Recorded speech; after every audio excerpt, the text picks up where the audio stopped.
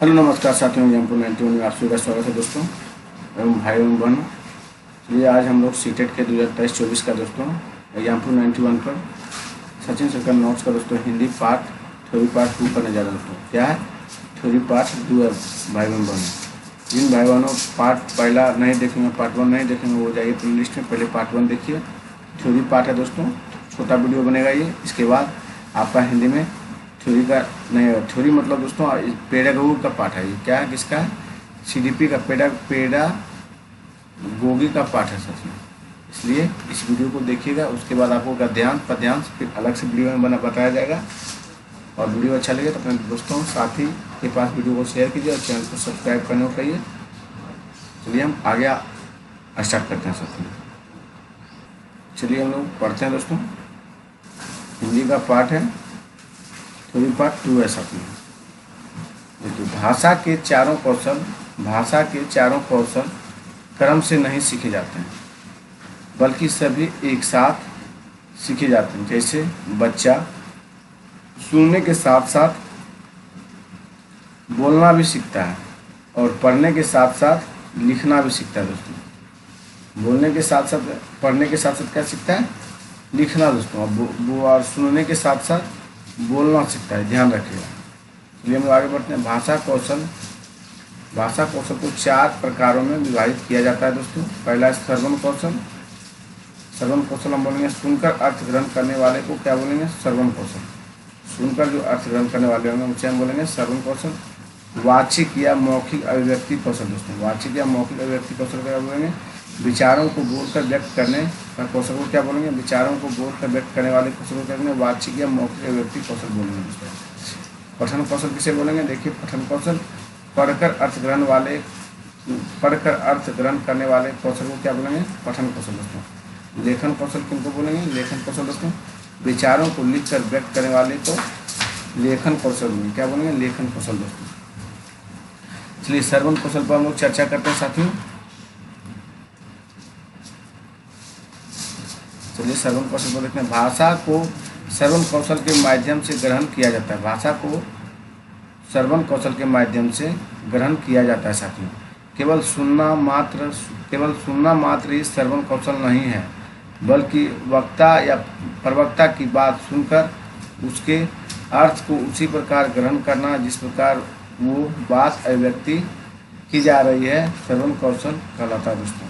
इसे देखिए, श्रवण कौशल मतलब सुनना हुआ, लेकिन भाषा को श्रवण कौशल के माध्यम से ग्रहण किया जाता है। केवल सुनना मात्र श्रवण कौशल नहीं है, बल्कि वक्ता या प्रवक्ता की बात को सुनकर उसके अर्थ को उसी प्रकार ग्रहण करना जिस प्रकार वे बात अभिव्यक्त की जा रही है, श्रवण कौशल कहलाता है। चलिए हम लोग आगे देखते हैं। पॉइंट 2 वाचन कौशल। देखिए, वाचन कौशल का कहने का मतलब क्या है? बोलना दोस्तों। तो अपनी बात या विचारों को दूसरे के सामने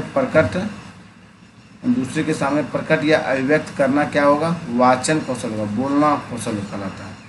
देखिए, वाचन कौशल क्या होता है? बोलना। अपनी बात या विचारों को दूसरों के सामने प्रकट या अभिव्यक्त करना वाचन कौशल कहलाता है। वाचन कौशल तभी प्रभावी माना जाएगा जब हम अपनी बात या विचारों को इस प्रकार से अभिव्यक्त करें कि सुनने वाला हमारी बात को अच्छे से समझ पाए और उस पर इसका प्रभाव हो, तो ये अच्छे वाचन कौशल का उदाहरण कहलाते हैं। क्या कहलाते हैं? जैसे देखिए, वाचन कौशल अपने बात या विचारों को दूसरों के सामने प्रकट या अभिव्यक्त करना वाचन मतलब बोलना कौशल कहलाता है। वाचन कौशल तभी प्रभावी माना जाएगा साथियों जब हम अपनी बात या विचारों को इस प्रकार से अभिव्यक्त करें कि सुनने वाला हमारी बात को अच्छे से समझ जाए और उस पर इसका प्रभाव हो, तो ये अच्छे वाचन कौशल का उदाहरण है। चलिए हम लोग आगे बढ़ते हैं। तीसरा पॉइंट देखिए, पठन कौशल। देखिए दोस्तों, पढ़ना। किसी विषय को पढ़कर उसके अर्थ को ग्रहण करना पठन कौशल कहलाता है दोस्तों। पठन कौशल क्या है? पढ़ना। किसी विषय को पढ़कर उसके अर्थ को ग्रहण करना पठन कौशल कहलाता है। श्रवण की अपेक्षा पठन कौशल से अस्थायी ज्ञान की प्राप्ति होता है दोस्तों। श्रवण की अपेक्षा पठन कौशल से अस्थायी ज्ञान की प्राप्ति होता है दोस्तों। पठन 2 प्रकार के होते हैं। पहले हो गया स्वस्वर पठन, अभी दूसरा क्या हुआ दोस्तों? मौन पठन। पहला क्या हुआ? स्वस्वर पठन, दूसरा क्या हुआ? मौन पठन। चलिए हम लोग आगे बढ़ते हैं। देखिए चौथा पॉइंट देखिए, लेखन कौशल। दोस्तों लिखना हुआ। अपने विचारों या बातों को लिखकर अभिव्यक्त करना करना लेखन कौशल कहलाता है दोस्तों। फिर से देखिए, लेखन कौशल क्या हो? लिखना। अपने विचारों या बातों को लिखकर अभिव्यक्त करना लेखन कौशल कहलाता है। इस कौशल में भाषा को स्थायित्व दिया जाता है और इसमें वर्तनी या शुद्धता को अत्यधिक महत्व दिया जाता है। इसमें वर्तनी और शुद्धता को अत्यधिक महत्व दिया जाता है दोस्तों। चलिए हम लोग आगे बढ़ते हैं। रीडिंग के प्रकार देखिए। रीडिंग के प्रकार क्या होता है? स्किमिंग दोस्तों। रीडिंग, जब पाठक पाठ्य सामग्री का केंद्रीय भाव तथा सार खोजने के लिए तेजी से पढ़ता है और लेखक के उद्देश्य तथा लिखने की व्यवस्था को समझना चाहता है, तो यह प्रक्रिया क्या कहलाएगा? स्किमिंग कहलाएगा। रीडिंग के अंतर्गत आता है दोस्तों। जैसे न्यूज़पेपर पढ़ना, क्या हो गया? ये स्किमिंग हो गया दोस्तों। क्या हुआ? स्किमिंग। फिर से देखिए, रीडिंग के प्रकार का तो स्किमिंग रीडिंग, जब पाठक पाठ्य सामग्री केंद्रीय भाव सार खोजने के लिए तेजी से पढ़ता है और लेखक के उद्देश्य तक लिखने की व्यवस्था को समझना चाहता है, तो यह प्रक्रिया स्किमिंग मतलब रीडिंग के अंतर्गत आती है। जैसे न्यूज़पेपर पढ़ना दोस्तों। चलिए, स्किमिंग रीडिंग क्या होता है ये देखिए। यह पाठक किसी विशेष जानकारी को प्राप्त करने के लिए वाक्यों को जल्दी से पार कर जाता है, उसे कहते हैं हम लोग स्किमिंग। गहरी पढ़ाई किसे कहते हैं दोस्तों? गहरी पढ़ाई गहन पठन में बारीकी से समय लेकर पढ़ा जाता है। गहन पठन में दोस्तों बारीकी से समय लेकर पढ़ा जाता है। यहाँ पाठक को प्रत्येक शब्द का अर्थ समझना होता है दोस्तों, उसे हम लोग गहरी पठन कहते हैं। अतिशय अभ्यास क्या होता है दोस्तों? अतिशय अभ्यास, यह पठन धारा प्रवाह पर अधिक जोर देता है। क्या होता है? यह पठन धारा प्रवाह पर अधिक जोर देता है और सटीकता पर कम दोस्तों। अतिशय अभ्यास क्या होता है? यह पठन धारा प्रवाह पर अधिक जोर देता है और सटीकता पर कम साथियों। चलिए हम लोग आगे बढ़ते हैं। लेखन के प्रक्रिया उपागम देखिए। प्रक्रिया उपागम बच्चों में लेखन कौशल के विकास के लिए लेखन का प्रक्रिया उपागम सहायक होता है दोस्तों। क्या बोला गया? फिर देखिए, प्रक्रिया उपागम बच्चों में लेखन कौशल के विकास के लिए लेखन का प्रक्रिया उपागम सहायक होता है। इसमें बच्चे क्रमबद्ध तरीके से सीखते हुए लेखन कौशल में दक्ष बनते हैं दोस्तों। इसको लिखने के द्वारा लिखना सीखना कह सकते हैं दोस्तों। इसको लिखने के द्वारा लिखना सीखना कह सकते हैं साथियों। चलिए हम लोग आगे बढ़ते हैं। बिक्स देखिए। बेसिक इंट्रापर्सनल कम्युनिकेटिव स्किल दोस्तों। देखिए, बुनियादी अंतर्व्यक्तित्व संप्रेषणात्मक कौशल दोस्तों। बुनियादी अंतर्व्यक्तित्व संप्रेषणात्मक कौशल डेली यूज में आने वाली लैंग्वेज को देते हैं दोस्तों हम लोग बिक्स, उसे बोलते हैं बिक्स। बिक्स मतलब बेसिक इंटरपर्सनल कम्युनिकेटिव स्किल दोस्तों।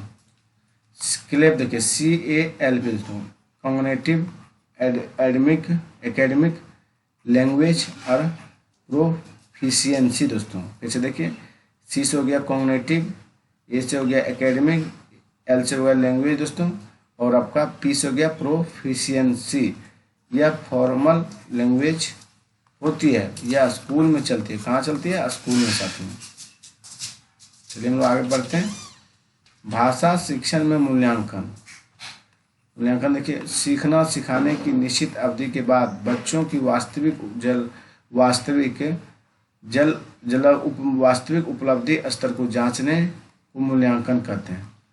क्या कहलाता है? सीखने सिखाने की निश्चित अवधि के बाद बच्चों की वास्तविक उपलब्धि स्तर को जांचना मूल्यांकन कहलाता है। मूल्यांकन पठन पाठन प्रक्रिया का अभिन्न हिस्सा है। तो मूल्यांकन क्या है? पठन पाठन प्रक्रिया का अभिन्न हिस्सा है। यह एक निरंतर चलने वाली प्रक्रिया है दोस्तों। कैसी प्रक्रिया? निरंतर चलने वाली प्रक्रिया। आकलन और मूल्यांकन दोनों का उद्देश्य बच्चों की क्षमता अनुभूति तथा अधिगम का मापन करना होता है साथियों। क्या होता है?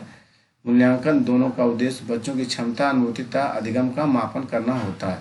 आकलन की प्रक्रिया मूल्यांकन करने के लिए की जाती है दोस्तों। आकलन की प्रक्रिया मूल्यांकन करने के लिए की जाती है, अर्थात आकलन मूल्यांकन के दौरान होने वाली प्रक्रिया है। आकलन एक संक्षिप्त प्रक्रिया है और मूल्यांकन एक व्यापक है। मूल्यांकन एक क्या है? व्यापक प्रक्रिया है दोस्तों। आकलन के बाद मूल्यांकन किया जाता है। आकलन के बाद क्या किया जाता है साथियों? मूल्यांकन का उद्देश्य देखिए। मूल्यांकन के उद्देश्य भी बच्चों में अपेक्षित व्यवहार एवं आचरण परिवर्तन की जांच करना, बच्चों में अपेक्षित व्यवहार एवं आचरण परिवर्तन की जांच करना, बालकों की योग्यताओं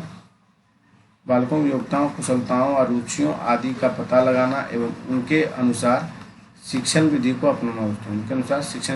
अपनाना। देखिए, इससे अध्ययन व अध्यापन दोनों का मापन कर सकते हैं। क्या कर सकते हैं? इससे अध्ययन और अध्यापन दोनों का मापन कर सकते हैं। मतलब इससे हम क्या पढ़ाए बालक को और क्या बालक सीखा उसको हम चेक कर सकते हैं। तो मूल्यांकन दृष्टि, विद्यार्थी के भाषाई कौशल की प्रगति का आकलन करना है। विद्यार्थी के भाषाई कौशल की प्रगति पर भी आकलन हो जाता है। तो वो क्या भाषा में सीखा, क्या भाषा की त्रुटि है, सब चीज़ पता चल जाता है। बालकों के चहुमुखी विकास की निरंतर गति प्रदान करता है। बालकों के चहुमुखी विकास की निरंतर गति प्रदान करता है। उपचारात्मक शिक्षण प्रदान करता है। क्या करता है? उपचारात्मक शिक्षण प्रदान करता है साथियों।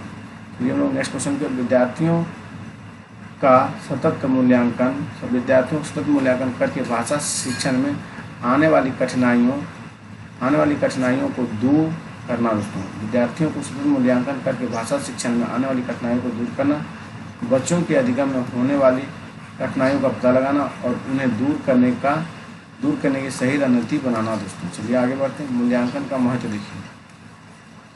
शिक्षण के उद्देश्य की प्राप्ति में सहायक होता है। शिक्षण के उद्देश्य में प्राप्ति में सहायक होता है।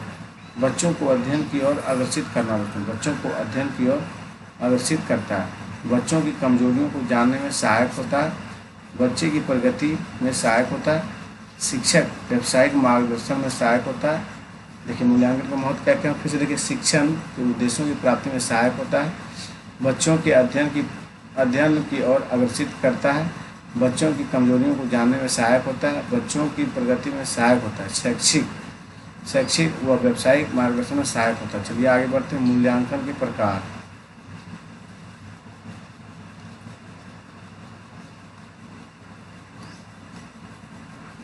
देखिए, मूल्यांकन का प्रकार कैसा होता है, चलिए देखते हैं हम लोग। दोस्तों, रचनात्मक और निर्माणात्मक मूल्यांकन। बच्चों की लगातार प्रतिपुष्टि फीडबैक के लिए रचनात्मक मूल्यांकन सहायक होता है। बच्चों की लगातार प्रतिपुष्टि फीडबैक के लिए रचनात्मक मूल्यांकन सहायक है। रचनात्मक मूल्यांकन से अध्यापक पढ़ाते समय यह जांच करते हैं कि बच्चे ने ज्ञान को कितना अर्जित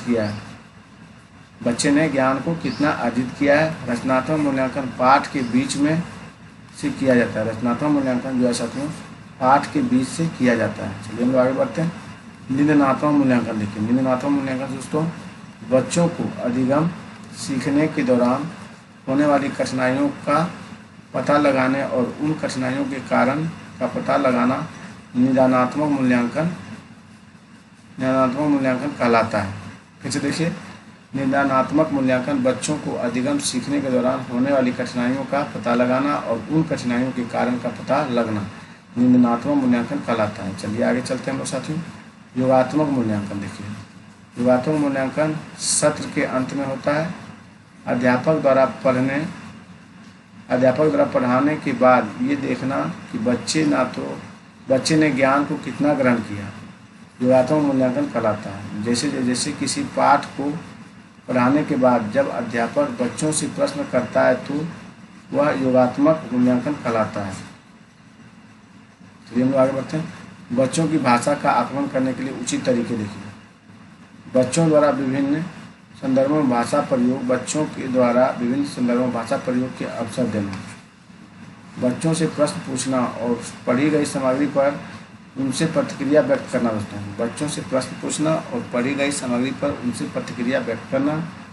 बच्चों से उनके अपने अनुभवों को लिखवाना। दोस्तों, सुनी गई कहानी को बच्चों से अपने शब्दों में लिखना। दोस्तों,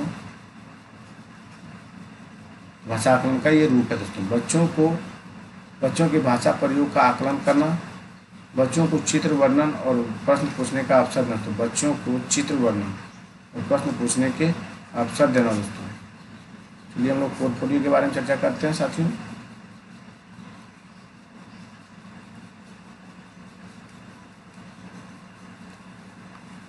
पोर्टफोलियो एक प्रकार की फाइल होती है। कैसी होती है दोस्तों? एक प्रकार की फाइल होती है जिसमें किसी बच्चे के एक निश्चित अवधि में किए गए कामों का संग्रह कलेक्शन होता है दोस्तों। इसमें बच्चों की उपलब्धियां, प्रगति और कमियों को भी रखा जाता है। पोर्टफोलियो से बच्चे की महत्वपूर्ण जानकारियां मिलती है साथियों, जैसे व्यक्तिगत, पारिवारिक, शैक्षणिक, शैक्षणिक और फिर सांस्कृतिक और सामाजिक जानकारी आदि।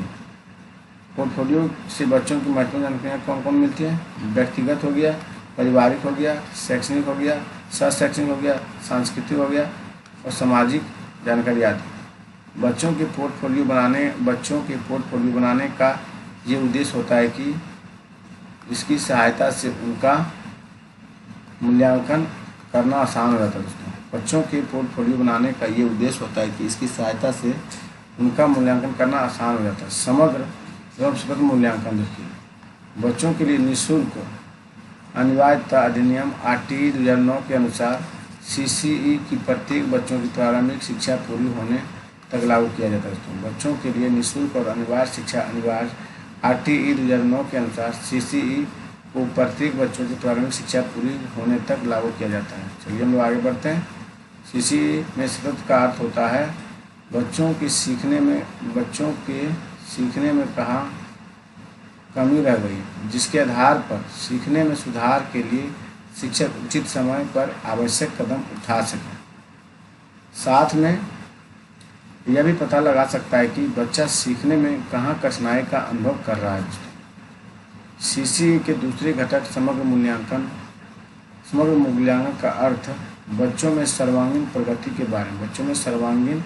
प्रगति के बारे में जानकारी प्राप्त करने से है दोस्तों। देखिए परीक्षण के प्रकार, देखिए व्यक्तिगत परीक्षण,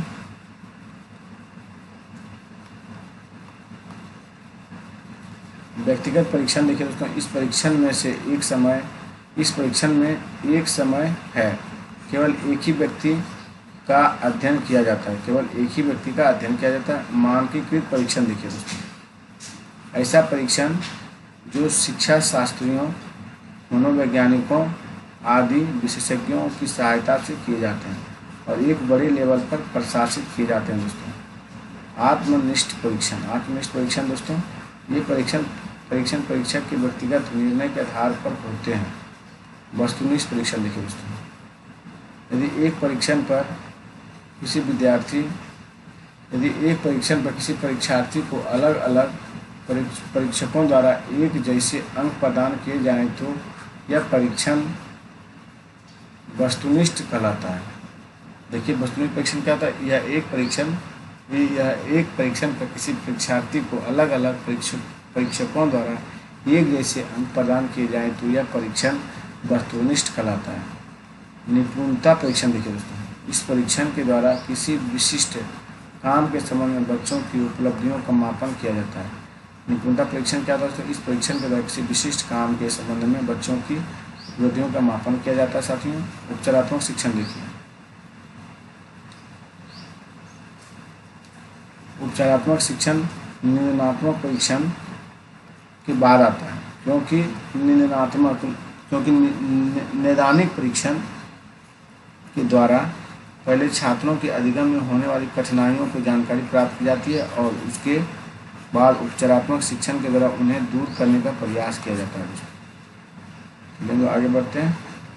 उपचारात्मक शिक्षण का महत्व देखिए, बच्चों के सीखने के दौरान आने वाली कठिनाइयों को दूर करने का प्रयत्न किया जाता है। बालकों की क्षमता को सही दिशा में मोड़ने में सहायता मिलती है। बालकों की क्षमता को सही दिशा में मोड़ने में सहायता मिलती है। बालकों की व्यक्तित्व संबंधी समस्याओं का निराकरण हो जाता है। बालकों के व्यक्तित्व संबंधी समस्याओं का निराकरण हो जाता है। उपचारात्मक शिक्षण से बच्चे का आत्मविश्वास में वृद्धि होता है। उपचारात्मक शिक्षण से क्या होता है? बच्चों के आत्मविश्वास में वृद्धि होती है। ये आगे बढ़ते हैं हम लोग। छात्रों द्वारा की जाने वाली त्रुटियों में सुधार के साथ साथ भविष्य में होने वाली त्रुटियों से भी बचाव हो सकता है दोस्तों। क्या बोला गया? छात्रों द्वारा की जाने वाली त्रुटियों में सुधार के साथ साथ भविष्य में होने वाली त्रुटियों से भी बचाव हो सकता है। दूसरा पॉइंट देखिए, शिक्षण रोचक, उद्देश्यपूर्ण, प्रभावशाली बनाने में सहायता मिलती है। शिक्षण रोचकपूर्ण, उद्देश्यपूर्ण प्रभावशाली बनाने में सहायता मिलती है। चलिए हम लोग आगे नेक्स्ट देखते हैं दोस्तों साथियों, नेक्स्ट वीडियो पद्यांश का इसका पाठ अलग से हम आपको बना के अपलोड करवाएंगे चैनल पर। दोस्तों आप लोग इस पाठ को यहीं तक रखिए, यहीं पे इस वीडियो को क्लोज करते हैं दोस्तों। धन्यवाद दोस्तों। आपका 2 पार्ट में हिंदी पेडागोगी है, इसमें पार्ट 1 पार्ट 2 दोस्तों 2 पार्ट में आपका है। आप इस दोनों वीडियो को पेडागोगी को देखिए और उसके बाद साथियों आपको पद्यांश उसके बाद जो CDP पूछा गया पेडागोगी का, उसका हम प्रीवियस जो दिया था इसमें पूछा गया उसका हम क्वेश्चन आंसर करवा देंगे दोस्तों।